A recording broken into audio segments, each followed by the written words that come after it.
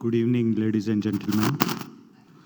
Welcome to the 8th Ekanath Thakur Memorial Lecture, a series of lectures held annually by Saraswat Bank in memory of Shri Ekanath Thakur. Ekanath Thakur was an exemplary leader, an inspiring mentor, and a legendary former chairman of Saraswat Bank. He served the bank for 25 years from 1989 when he first became a director of the bank till his demise in 2014.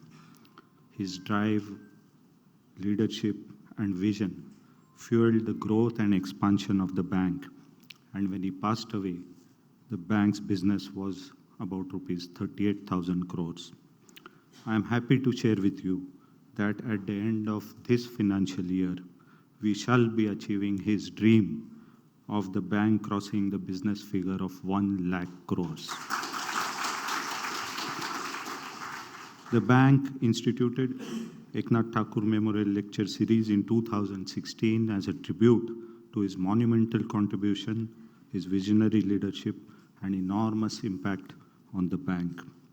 It has been our endeavor to make the Ekanath Thakur Memorial Lecture Series a forum of fresh ideation and new light by inviting eminent speakers from diverse fields. The first lecture of the series was delivered by respected Sar Sanchalak Shri Mohanji Bhagwat. The second by Srimati Arundhati Bhattacharya, former chairperson of State Bank of India. The third by Shri Satish Marathe, Central Board Director, Reserve Bank of India. Fourth by Shri Kumar Ketkar, veteran journalist and writer. Fifth by Shri Girish Kuber, Lok Satta and editor of Lok Satta and expert in the field of energy. Sixth by Dr. Ajit Ranade, Vice Chancellor of Gokhale Institute of Politics and Economics. The seventh by Achyut Godbole, author, entrepreneur, investor on the subject of AI. And today it is our privilege to have with us respected Shri Bharat Gothoskar, an eminent heritage evangelist who will deliver the 8th Ekanath Thakur Memorial Lecture on the topic of trade winds. Shri Bharat Gothoskar is a mechanical engineer and holds a postgraduate degree in business administration. He worked with Indian multinationals like Pidilite, Mahindra and Godrej before giving up his corporate career to devote his full energy and time to evangelizing heritage in Mumbai. He has founded 2 institutions in this time, the experiential heritage travel company Khaki Tours and its not-for-profit counterpart, the Khaki Heritage Foundation, which is involved in heritage awareness, archiving and conservation. Under the aegis of the foundation, he has started the cultural space Khaki Lab, where his mission is to make Mumbaikars proud of their city's heritage. He is also one of the curators of the famous Kala Ghoda Art Festival and co-founder of Girgaon Kitchen, a restaurant that brings back lost local recipes. His talk today will describe how trade and significant world events shaped Mumbai into the country's financial capital. After listening to his talk today, which I am sure all of you will love, please, you can go to YouTube where you will find more than 300 of his videos on the topic of heritage, Mumbai heritage and otherwise. I have personally seen them just like a box of chocolates over a year, one YouTube video every evening after my dinner. And that is where I thought that he should be the speaker, and since we are wanting a diversity of topics, I'm sure his lecture is what we all are looking forward to. या ठिकाणी भरत गोटस्कर यांचे वडील स्वर्गीय SM गोटस्कर यांची आठवण आल्याशिवाय राहत नाही. आज मिसेस गोटस्कर आज इथे उपस्थित आहेत. SM Gothoskar Sahib was known for the depth of his knowledge in various fields. Journalism, politics, especially the cooperative movement, whether it is the sugar cooperatives or banking cooperatives. 2 of our previous speakers, Kumar Ketkar Sahib and Girish Kuber Sahib, They both have been very successful editors. And both of them used to look up to Gothoskar Sahib and used to call him the encyclopedia of journalism. He would know the context and events which were otherwise at that time not easily available or recorded. But he had that, not only the knowledge of those past events, but a unique perspective which has helped the future generations in journalism. And he was also an active shareholder of Saraswat Bank. 40 years of AGMs he attended without fail. And when I say active shareholder, today active shareholders are, this is akin to, negative activism. But when I say active shareholder, Gothoskar Sahib was a positive contributor to the discussions in the AGM by his observations and views on the annual report. Rarely do we find such kind of shareholders, not only in Saraswat Bank, elsewhere also, where they study the annual report in such depth and ask important questions to the management and the board. And this is what, makes, organizations grow. And I firmly believe, because I have also seen those interactions. In fact, Thakur Sahib and Gothoskar Sahib used to have a live Jugalbandi during the AGM.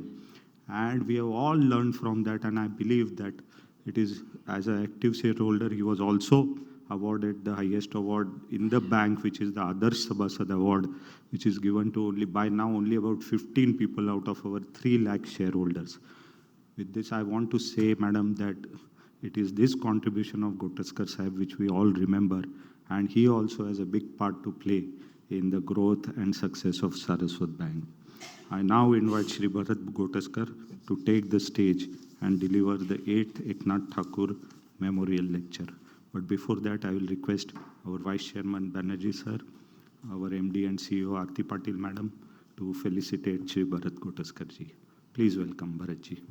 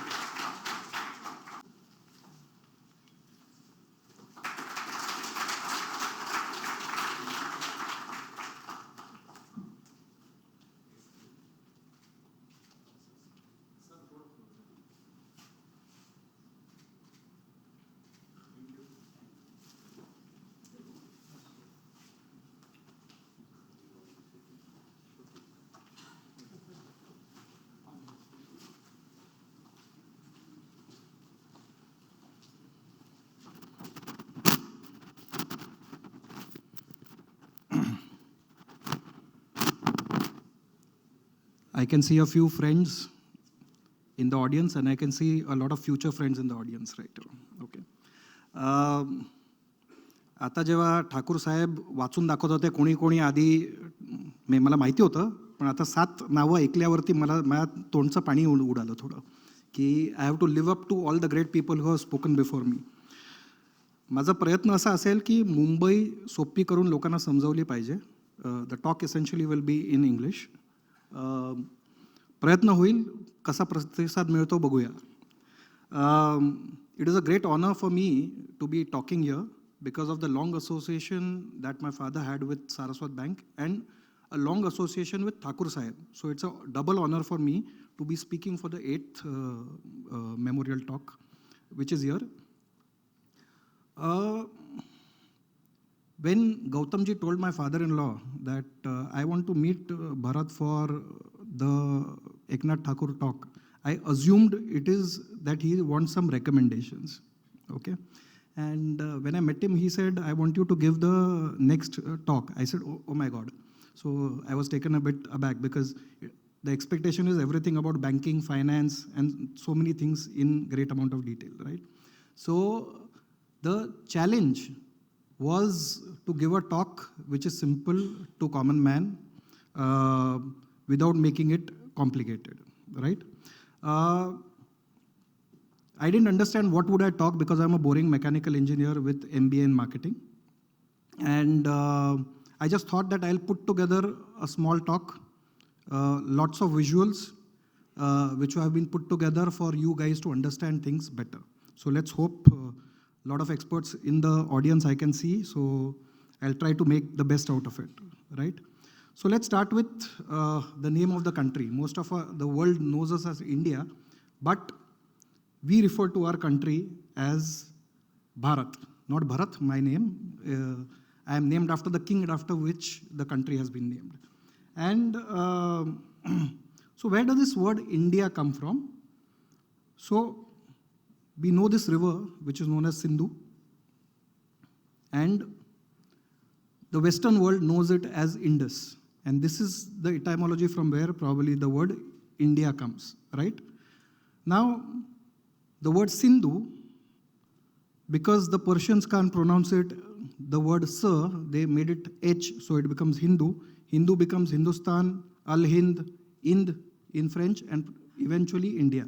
That's how, the word progresses into the West. It's almost like Chinese whispers that it changes as it goes along. And so I would like to talk about first India's impact on the world, right? And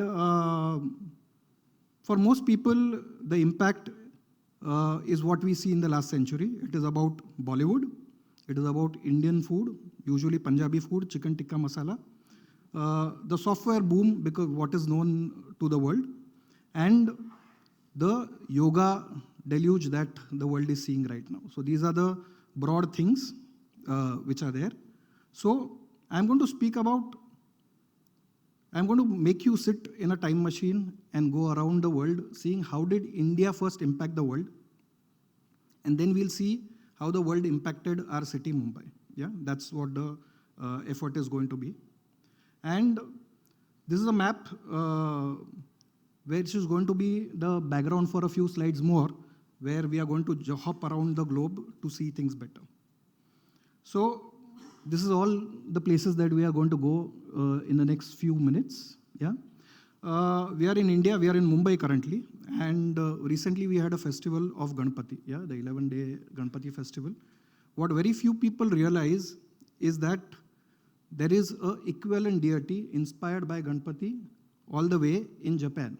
Yeah, which is Kangiten, and Kangiten also has something which is known as bliss buns, we have modaks, they have an equivalent which is known as the bliss buns, yeah, which is literally what modak means.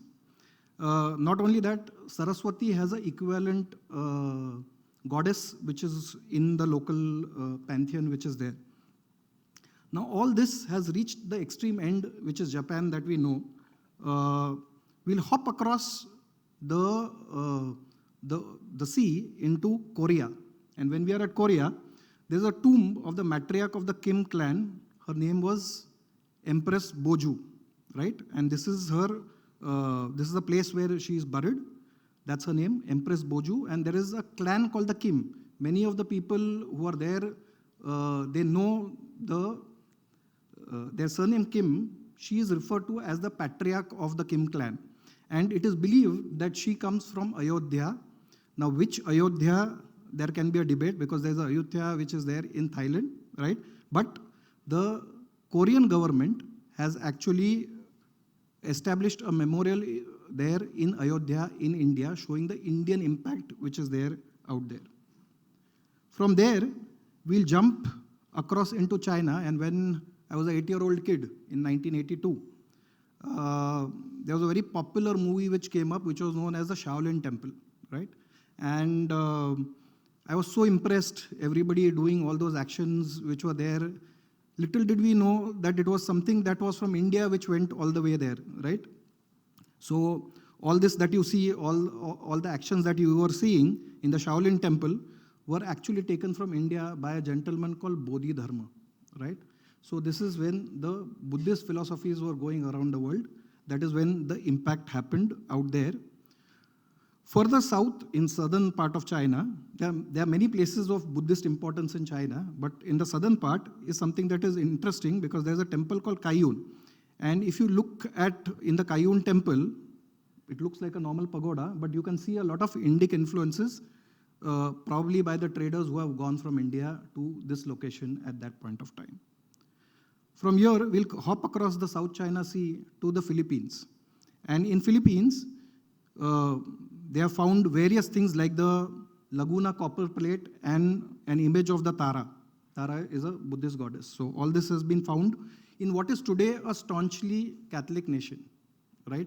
Is something that shows the Indic past, which has been the impact which is left behind there. But interestingly, Philippines was not directly influenced by India, more by some of the kingdoms of Indic origin in Southeast Asia. And we can talk about 3 kingdoms which existed at different points of time. First was Champa in what is today's Vietnam. Yeah? In fact, I was there about 3 months back, and I had the pleasure of actually going and seeing the Mission temples which are there, which have, you can see distinctly see the Indic influence which is there. There's a whole museum of Indic art which has all the Indic deities which are there in Vietnam. And most people going to Vietnam don't actually end up going to these places, they only end up going to modern beaches, right? I mean, modern infrastructure which is there at the different beaches which are there. Interestingly, when the Pallava kings down south don't have an heir, they get one of the princes from the auxiliary branch which is there in Vietnam, and he becomes Nandivarman II down south. So it's very interesting to look at it, that India, we know more about people coming outside India and having impact on India than Indians going out and having impact on the world. From there we cross across the Mekong. Mekong is a river, one of the longest rivers in Asia. And when we cross the Mekong word actually is of Indic origin. It is Ma Ganga, which transforms into the word Mekong when we go there. Most people probably going to see the largest temple in the world, yeah, largest religious monument in the world, which is Angkor Wat, wouldn't realize that when they see Mekong River, that this is the river which is named after an Indian river, which is there, right? From here, we'll probably cross over to what is the most impactful, the biggest impact that happened outside India from India, which is long-lasting even to date, right? So which is in Indonesia. So there was an empire which is called Sri Vijaya, and there are multiple temples, whether they were Hindu or later Buddhist. Borobudur is one of the largest Buddhist shrine in the world. Bali to date has a huge amount of impact of Hinduism. Many people are Hindu, and there are more Hindu sculptures that are spotted in Bali. When people go there, they end up saying it looks more Hindu than what you would see in any Indian city, which is there. Till about, I think so, 2 decades back, the currency note of Indonesia actually had a Ganesha on it, right, which you can see there. So that is the kind of, even their airline is called Garuda, right? So that is the kind of lasting impact which we have had. From here, we'll jump into Central Asia. And there is a place called Kizil Caves, which are just right above Ladakh. And this is the location where you see a lot of Buddhist iconography. And this image is believed to be of Shiva and Parvati, quite a plump one. But this is what is seen in Western China. From there, we all have heard about the Bamiyan Buddhas, which were destroyed by the Taliban. And this is what they looked like before they were exploded by Taliban, and this is what it looks afterwards, right? But much of the impact in Central Asia is, and much of Buddhist iconography has also influences from other places, right? Recently I was in Bukhara, and we were able to locate the caravanserai of Hindus in Bukhara. And this is the image of the caravanserai, and these are the Hindu traders. And when I was speaking to a local expert, he was telling me that few days later, there is a festival in Diwali which is called Vasu Baras. So equivalently, cows were revered by Hindus, and hence the local people would get cows to the Caravanserai, where the Hindus would feed the cows which are of local. So it's a very interesting syncretic kind of relation which was there of the local cows being worshipped by Hindus and the local people getting it for them. From there, we'll jump across the Caspian Sea in a city called Baku, where there is a Atashga. Atashga is a fire temple, right? And this fire temple, though is of Zoroastrian origin, because there's a natural gas which is coming out. Surprisingly, later time it was then used by the Sikhs and the Hindus, and that's why you see Gurumukhi as well as Sanskrit carvings which are there. To the south, in the war-torn country from here, which is Syria, there is something known as the Kemun Palace, which was built by the Mitanni kingdom. And Mitanni kingdom has some relation to India because the gods which are used for the treaties are actually Indra and Varuna. Yeah? So that shows the linkage to India. This is the ruins of the palace which are there, and these are the Mitannis. Across, in Egypt, okay, there's an archaeological site called Berenike. Yeah? And this is where they recently, about few years back, when they were excavating, they actually found a statue of Buddha made from the marble which was brought from Turkey, right? So that shows that there is so much. We believe that after liberalization, we started connecting with the world, which is not the case. We have always been that way, right? And from here, we jump, the furthest that we are going today is Italy, right? And many of you would have heard of a place which this image comes from, which is Pompeii. Yeah, and almost the entire town came under the volcanic eruption which happened at that point of time. In this place, there is something which is known as the Pompeii, it used to be called Lakshmi earlier, now Yakshi. So this is a statue which has gone from India, Maharashtra to be precise, which has gone to the other end. Now, this is very interesting to see the kind of impact which is there. And just to the north of this, yeah, is Rome. Yeah, they say all roads lead to Rome. And in Roman Empire, all the women were obsessed with all the nice things which were coming from India, whether it was ivory, peacock feathers, yeah, fabrics that were coming from India.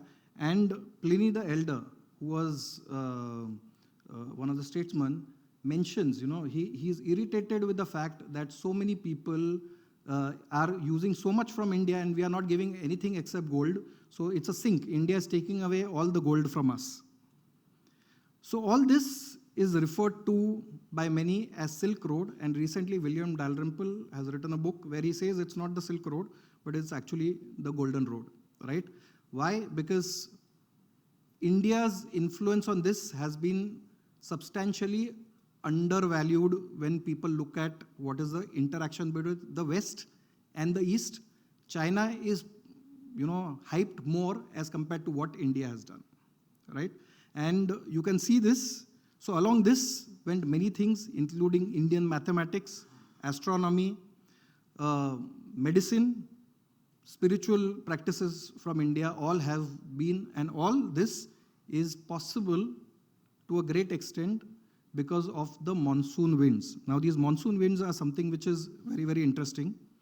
6 months of the year, they blow in one direction, 6 months they blow in the other direction, which makes it possible for people to trade on a regular basis. Yeah, when there were no engines to our boats, when it was all because of winds, and that is why the word monsoon itself comes from the word mausam, yeah, which is an Arabic word.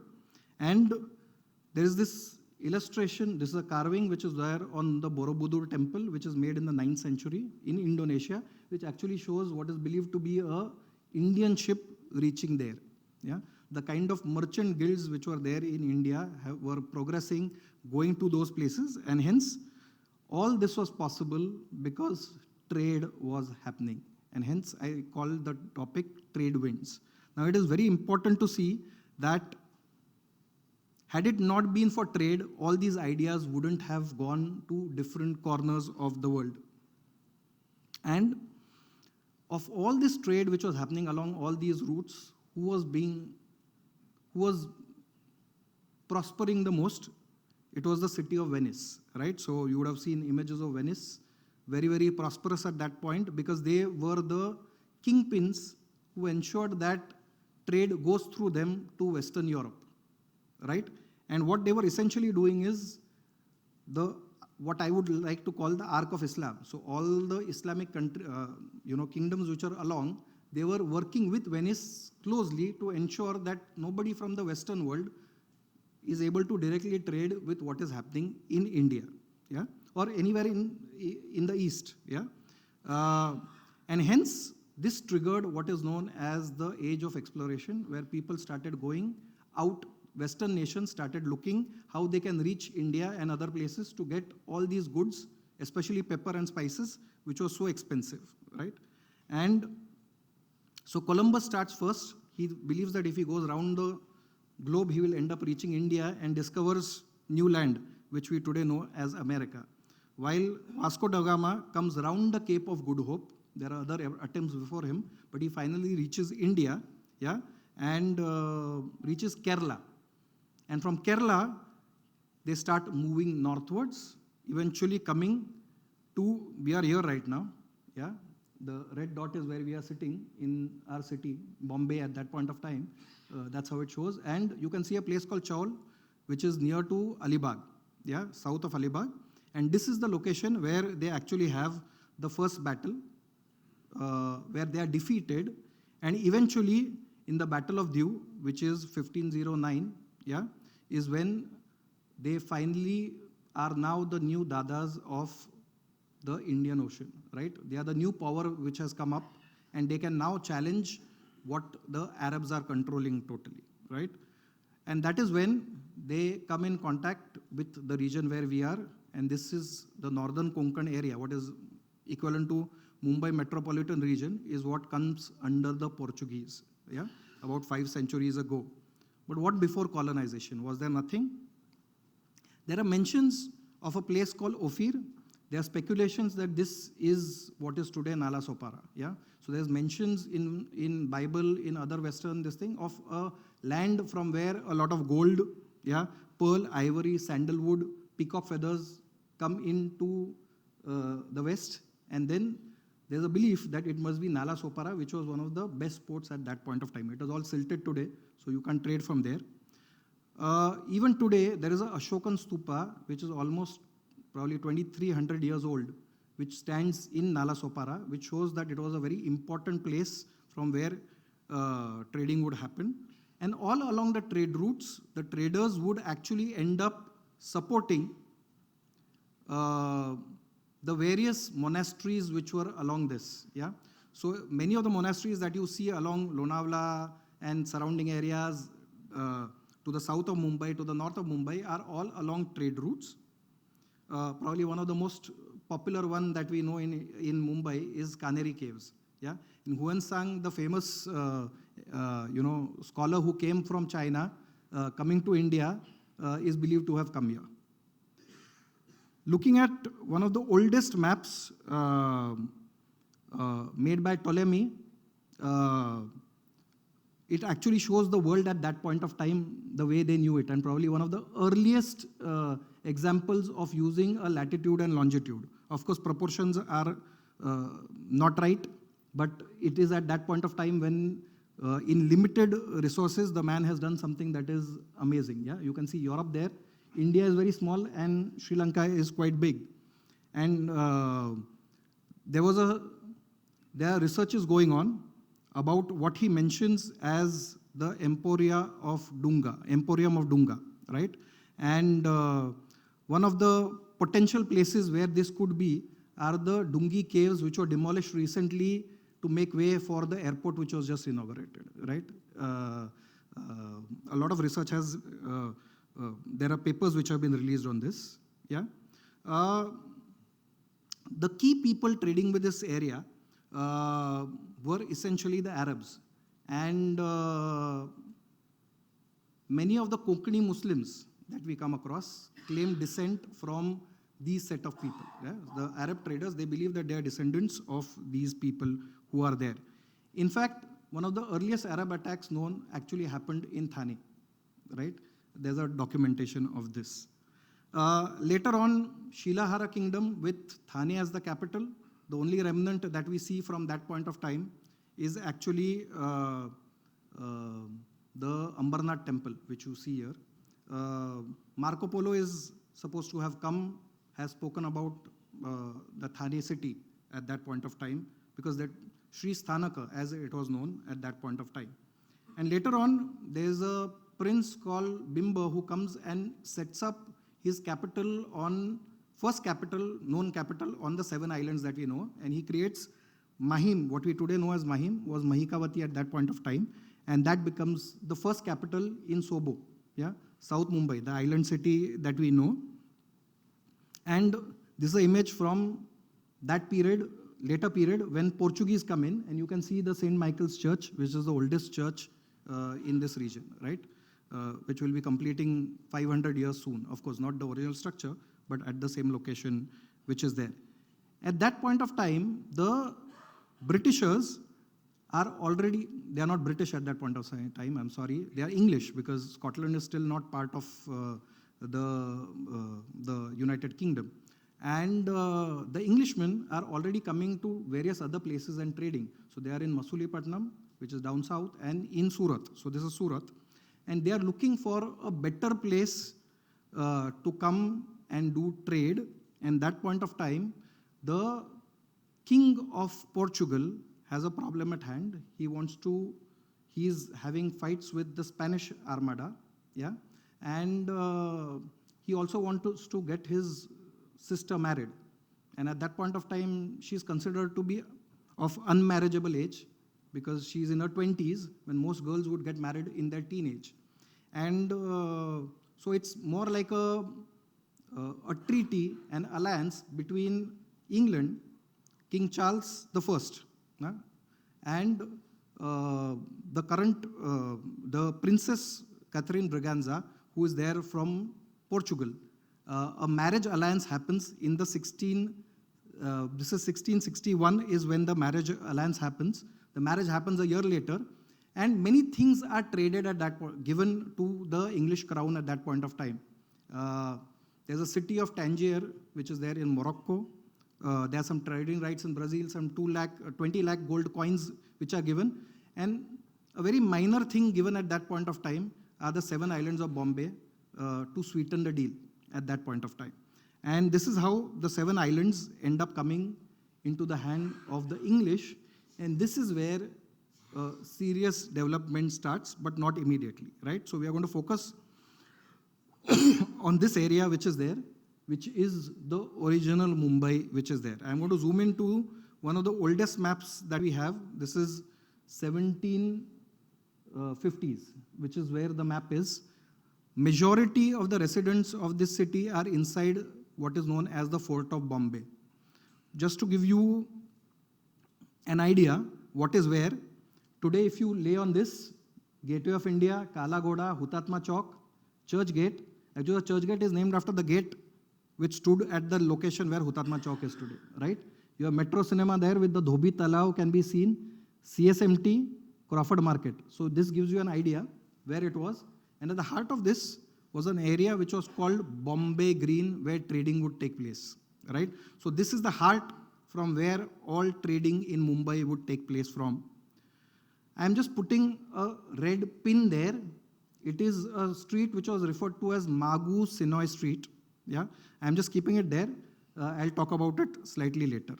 Yeah, if you look from the port, this is what the city looked like, right?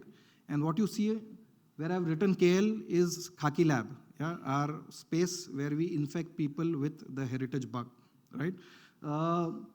This is Bombay Green. Yeah, you can see the church behind it and the open area in the heart of the city.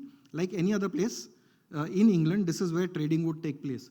So you can see some military exercises happening, some cows grazing there. There's a well from where people are taking out water, and some trading happening on essential commodities. One of the first things that happened was starting of the mint, yeah, minting of coins at a local level, and the initial coins are released This is about 350 years ago, right? And they realized that they have to make this into a trading post, a place where you can start trading. And you can see they start inviting various communities to come and settle in Mumbai, right? We are most aware of all the trading communities which have come from Gujarat. For most people, when we say a Gujarati trader, what comes to your mind is a Gujarati Hindu, right? But we don't realize that there were a lot of Gujarati Muslim communities like the Khojas, the Boras, the Kachchi Memons. There were also the Parsis, most important for Mumbai at that point of time. And then we don't realize that people have come from other places also. So whether it was the Daivadnya Brahmins or the Sonars, yeah, the Kokni Muslims, and of course the community which started this bank, yeah, the Saraswats. They are referred to as Shenvis at that point of time in all the documentation which is there. They have already been trading from Cochin, where they have been there. They have been trading from Goa, and hence they are invited to come into the city, right? One of the earliest people to come and from the community to come and settle and prosper was a man called Rama Kamti.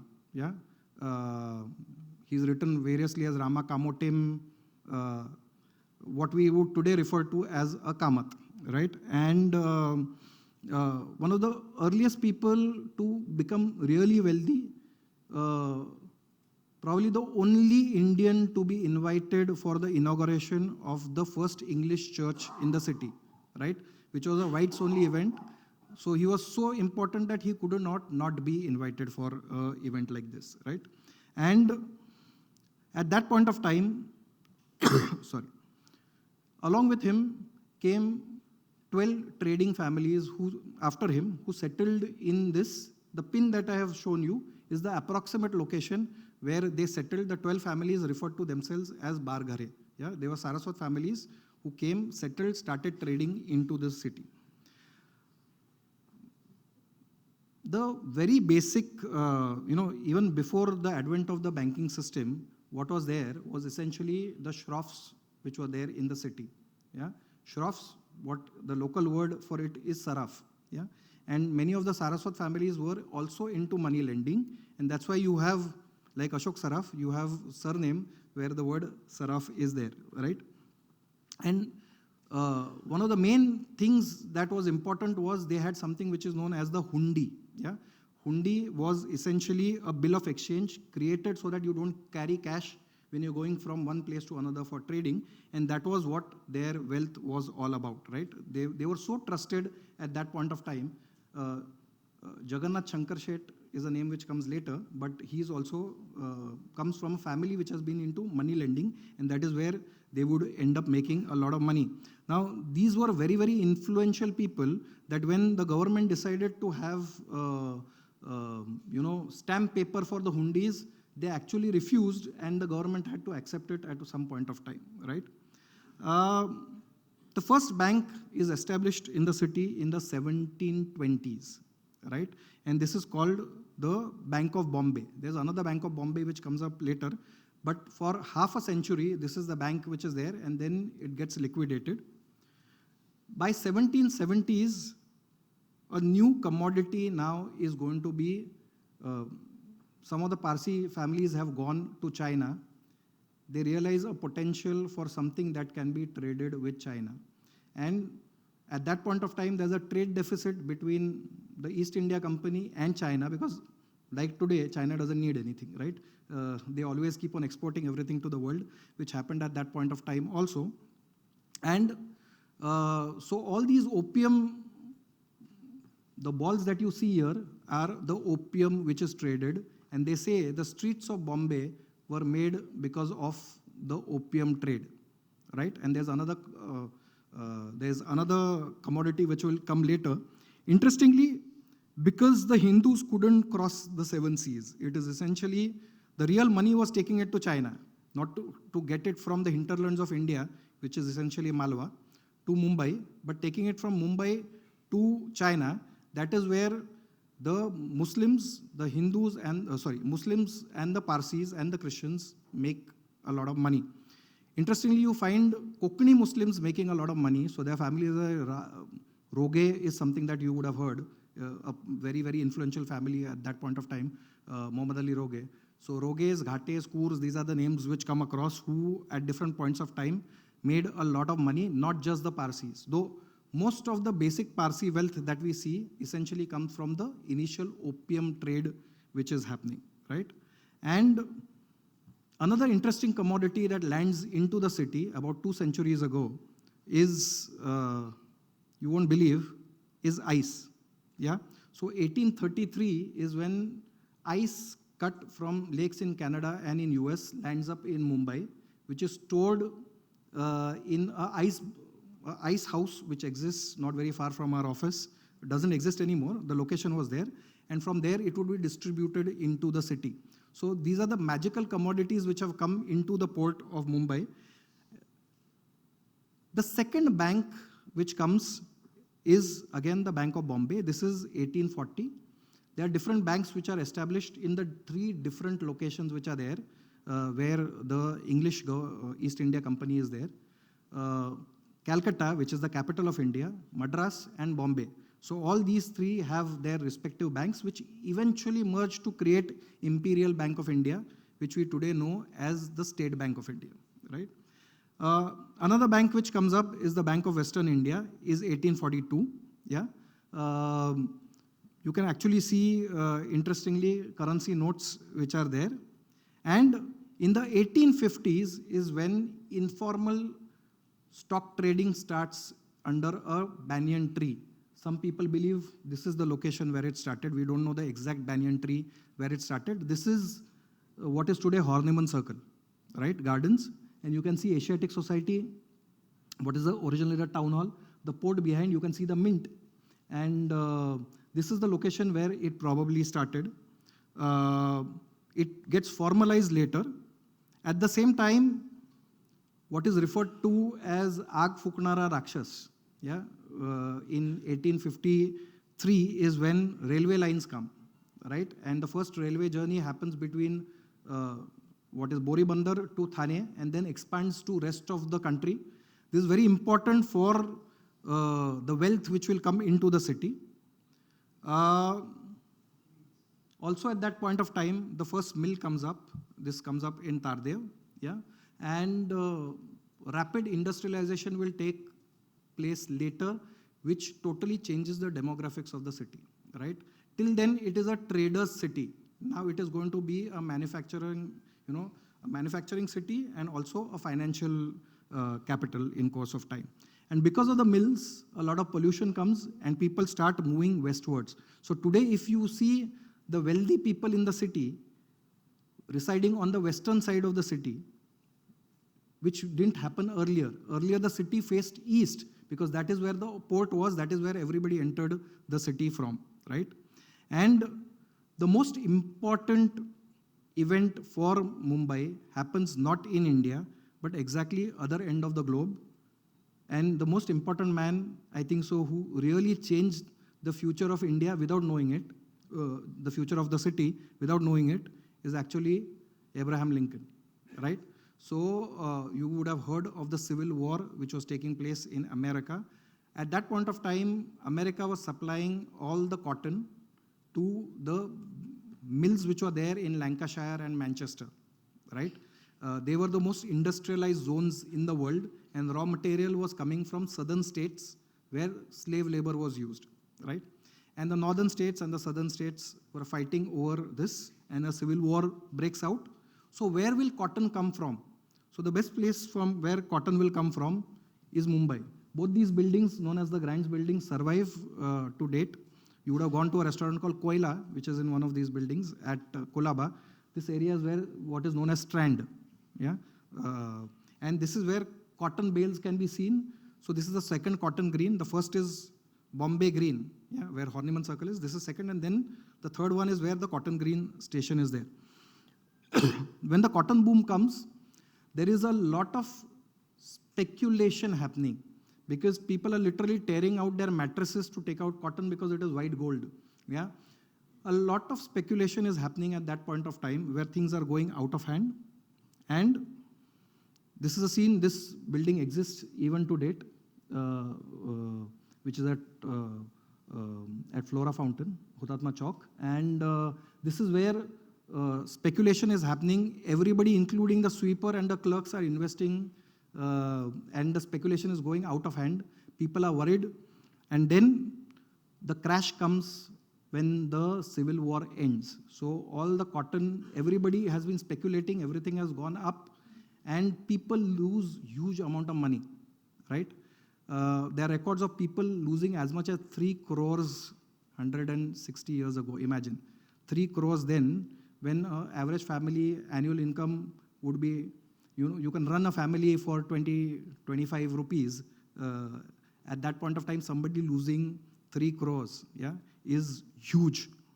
Luckily for Mumbai, what changes is the opening of the Suez Canal. And now earlier boats were coming around the Cape of Good Hope, where Calcutta and Mumbai were equidistant. Now you have a Suez Canal which is coming. Why was Calcutta important? Because goods would go up the Ganga to the what is known as the Gangetic Belt, is where it will go in. From there, as compared to that, now you have Mumbai with a railway line and a good port from where everything will quickly disperse around India. And this is what is going to change the destiny of India, of the city. And this is the time when all the money which has come at this point of time is well invested in creating the infrastructure. So all that we see, what we called Old Bombay, is actually New Bombay, which was built in the 1860s, 70s, 80s, right? The money which would have come at that point of time. So all the grand buildings, anything before that, because till then the fort walls were there, they were all torn down. A new frail town was created on the outskirts. So what we know as Bombay today, I mean the colonial Bombay, is built at that point of time.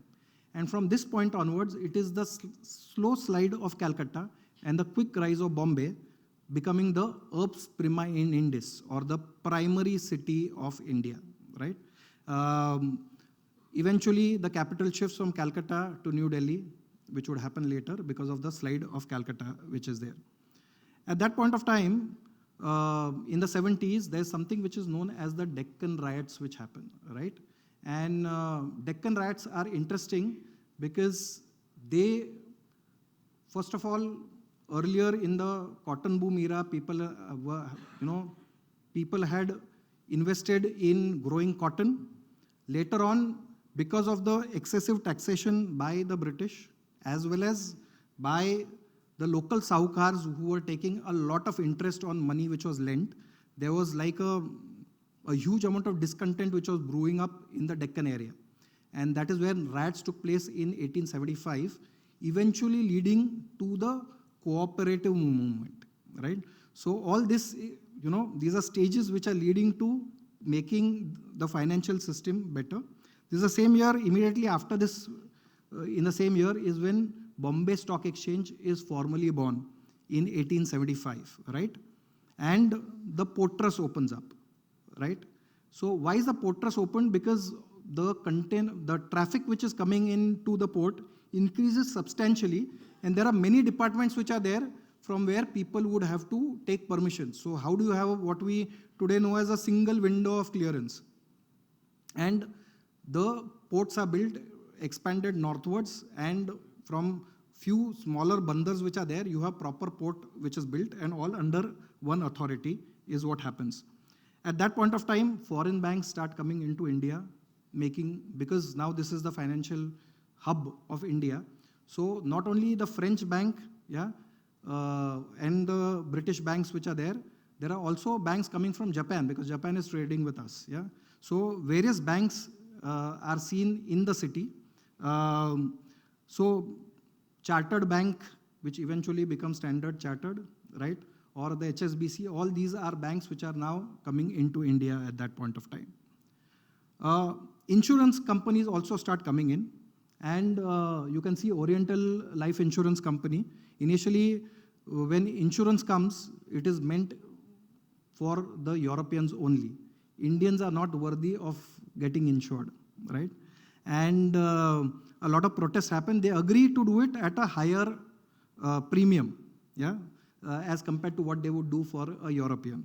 And interestingly, one of the earliest, earliest directors on, who is an Indian, who comes on to an insurance company, Oriental Insurance Company, is a gentleman called Raghunath Khote.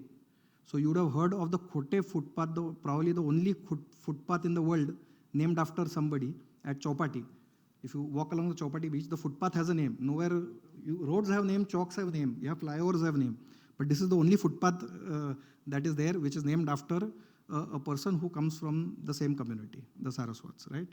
And eventually Bombay Mutual comes up, which is based out of Mumbai and which is treats Indians at par, not European at a higher pedestal, which is there. Now the cooperative banks movement starts, and first bank comes up in Baroda, but Shamrao Vittal comes up in 1906, NKGSB in 1917, and Saraswat comes in 1918. I'm just mentioning banks from the community which is there. And there are two other banks which are started by the community which are not cooperative banks, but I'm just mentioning here, is Canara as well as Syndicate Bank, right, which comes from the community. When Reserve Bank is established, it's originally established in Calcutta, but then it moves to Mumbai because this is the financial hub which is there, and it has been there.